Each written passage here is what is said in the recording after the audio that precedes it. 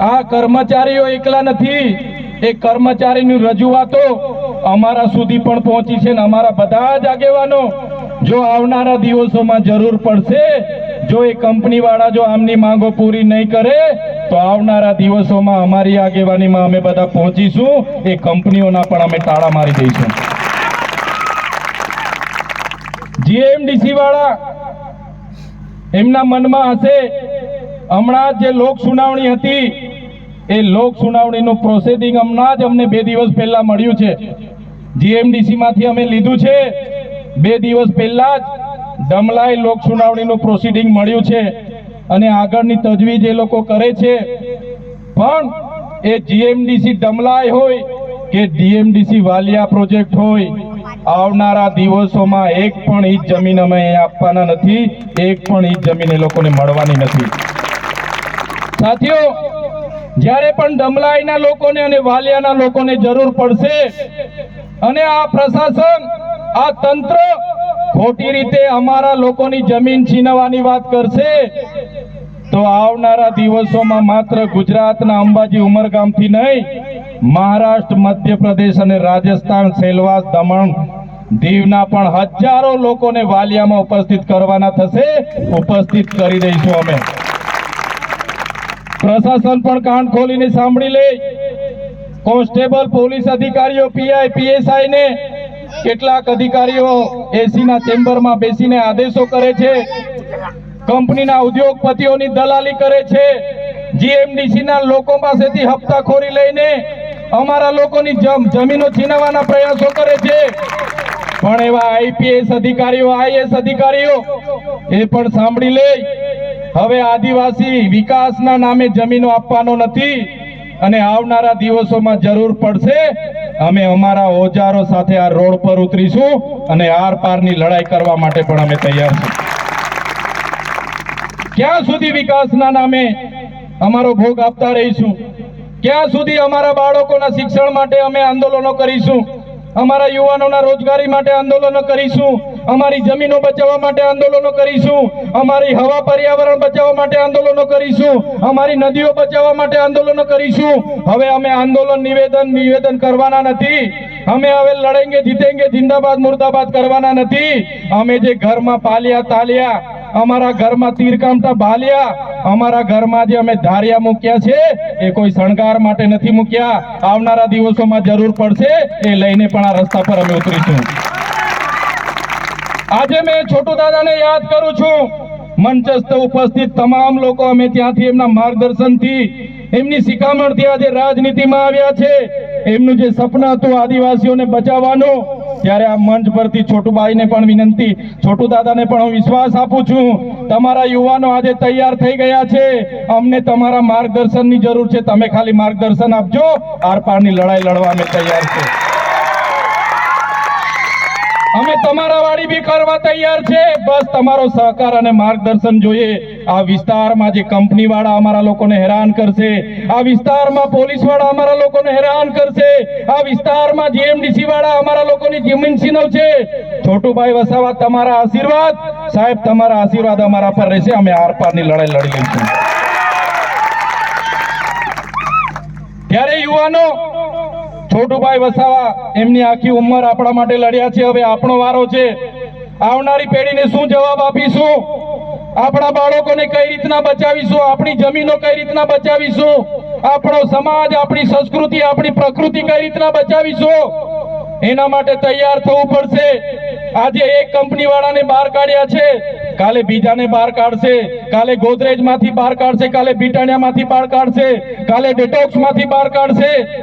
ત્યારે કોઈએ પણ ગભરાવાની જરૂર નથી, પણ એક થવાની જરૂર છે।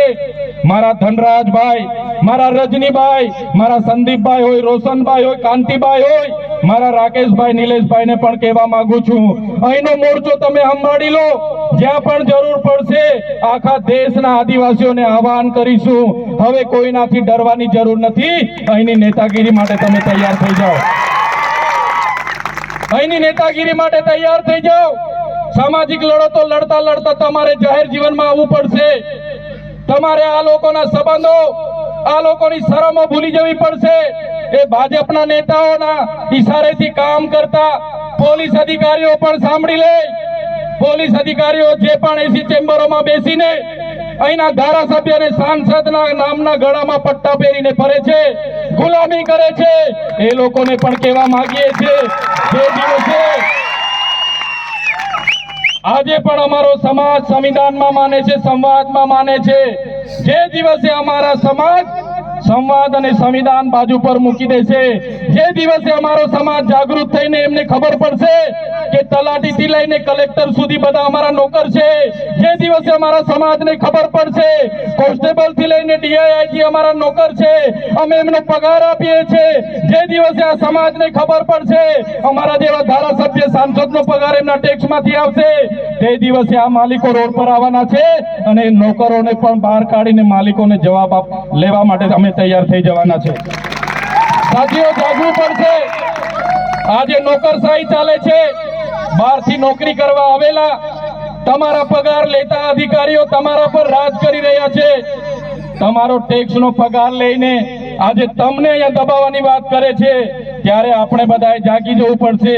એ ચાહે અમારો પગાર હોય, એ ચાહે પોલીસ અધિકારીઓનો પગાર હોય, એ ચાહે તલાટીથી કલેક્ટરનો પગાર હોય, એ તમામ લોકોનો પગાર તમે આપો છો.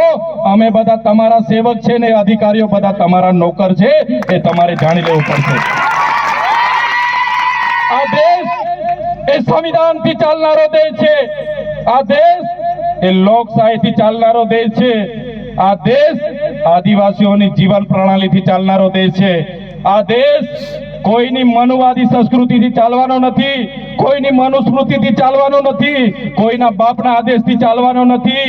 આ દેશનો મૂળ માલિક અમારો આદિવાસી છે અને અમારા આદિવાસીઓને રંજાડવાની વાત કરશો તે દિવસે અમે પક્ષ પાર્ટીઓ પણ ભૂલી જઈશું.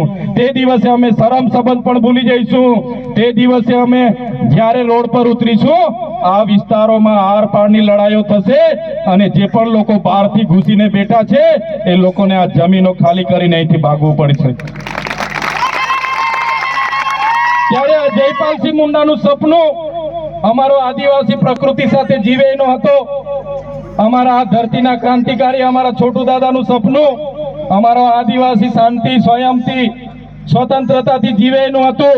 ત્યારે એમના માર્ગદર્શનથી અમે બધા યુવાનો પણ તૈયાર થયા છે. હવે અહીંનો મોરચો અમારા મંચસ્થ તમામ યુવાનોને સોંપીએ છીએ. જ્યાં પણ જરૂર લાગશે અમને બોલાવજો. આ જમીનો આપણી છે, આ મિલકત આપણી છે અને આપણા લોકોને ખોટી રીતે રંજાડવાની વાત કરે છે એવા લોકોને એમની ઓકાત આપણે બતાવી દઈશું. જે દિવસે આદિવાસી રોડ પર ઉતરશે એ દિવસે એમને ખબર પડી જશે. આજે આદિવાસીઓના બજેટોમાં એ લોકો તાઇફાઓ કરે છે. વિકાસ પર્વ, વિકાસ મહોત્સવ, માર્ચ યુનિટી, ફલાણા કાર્યક્રમ, ગૌરવ દિવસ, એકતા દિન, કરોડો ને કરોડો આદિવાસીઓના પૈસા એમના કાર્યક્રમોમાં વાપરે છે. અમને વાંધો નથી તમારા કાર્યક્રમો 100 કરોડના કરો, પણ એ પૈસા તમારા સાંસદના ઘરેથી લઈ જાઓ, તમારા મુખ્યમંત્રીના ઘરેથી 100 કરોડનો ખર્ચો કરો, અમને વાંધો નથી. તમારા ધારાસભ્યના ઘરના 100 કરોડના ખર્ચો કરો, સાંસદના ઘરેથી 100 કરોડના ખર્ચા કરો, મુખ્યમંત્રીના ઘરેથી 100 કરોડના ખર્ચા કરો, એમાં અમને બિલકુલ વાંધો નથી. પણ અમારા આદિવાસી બાળકોના સિકલ સેલ એનેમિયાના, અમારા આદિવાસી બાળકોના ફૂડ બિલના, અમારા આદિવાસી બાળકોના આંગણવાડીના, અમારા આદિવાસી બાળકોના શાળાના, અમારા આદિવાસી બહેનોના ઝૂંપડાના પૈસાના તમે અહીંયા તાઇફા કરો. અમારા આદિવાસી બજેટમાંથી તમે 100 કરોડ રૂપિયાના ખર્ચા કરો. ત્યારે અધિકારીઓ આ પ્રકારના જલસા કરે, એમના કોન્ટ્રાક્ટરો જલસા કરે, એમના નેતાઓ જલસા કરે. એમને હવે છોડવાના નથી. 1-1 રૂપિયાનો હિસાબ માંગીશું અને જરૂર જણાશે તો એસીબી અને એસઆઈટીની પણ અમે માંગ કરીશું. ત્યારે સાથીઓ વધારે વાત નથી કરતા, પણ જે પ્રકારે બિરસા મુંડા આપણા સમાજ માટે લડ્યા, એમના લડતને આગળ ધપાવવા માટે જયપાલસિંહ મુંડાએ પોતાના આખા જીવન સમર્પિત કરી દીધું અને પોતાના જીવન દરમિયાન આદિવાસીઓને એમણે અધિકારો અપાવ્યા, સંવિધાનિક અધિકારો અપાવ્યા, સામાજિક અધિકારો અપાવ્યા અને આજે આપણે જે જળ, જંગલ, જમીન પરના આપણા પોતાના અધિકારો આબાદિત છે, ત્યારે આપણા જે પર્સનલ લો છે, વ્યક્તિગત કાયદાઓ છે, એ તમામ આપણી સંસ્કૃતિ, આપણી પ્રકૃતિ અને એને બચાવવા માટે આપણે સૌ હવે તૈયાર થઈ જવું પડશે. આજે એકનો વારો છે, કાલે બધાના જ વારા આવવાના છે. આજે વાલિયા અને ડમલાઈના પ્રોજેક્ટમાં એ વિસ્તારના લોકોની વારી છે, કાલે કેવડિયાની વારી, કાલે માઉન્ટની વારી, કાલે નસવાડીમાં હાઇડ્રો પ્રોજેક્ટમાં ઘણા લોકોના ગામો જવાના છે. ત્યારે સમગ્ર આદિવાસી સમાજને આવનારા દિવસોમાં એક કરવાનું કામ કરવું પડશે, જાગૃત કરવાનું કામ કરવું પડશે. આ વાત સાથે આજના કાર્યક્રમમાં આપ સૌ સ્વયંભૂ અહીંયા ઉપસ્થિત થયા, આપનો કિંમતી સમય આપ્યો અને આવનારા દિવસોમાં એટલી અપેક્ષા રાખીએ કે જ્યારે પણ કોઈ પણ આપણા આદિવાસી યુવાન, કર્મચારી, આપણા મહિલા, આપણા બાળકોની લડત હશે, આપણા સંવિધાનિક સામાજિક લડત હશે, બધા એક મંચ પર આવીને આગળ વધતા રહીશું. આ જ વાત સાથે બધાનો હું ખૂબ ખૂબ આભાર માની વિનમું છું. બધાનો ખૂબ ખૂબ આભાર, ધન્યવાદ. જય આદિવાસી, જય જવાહર.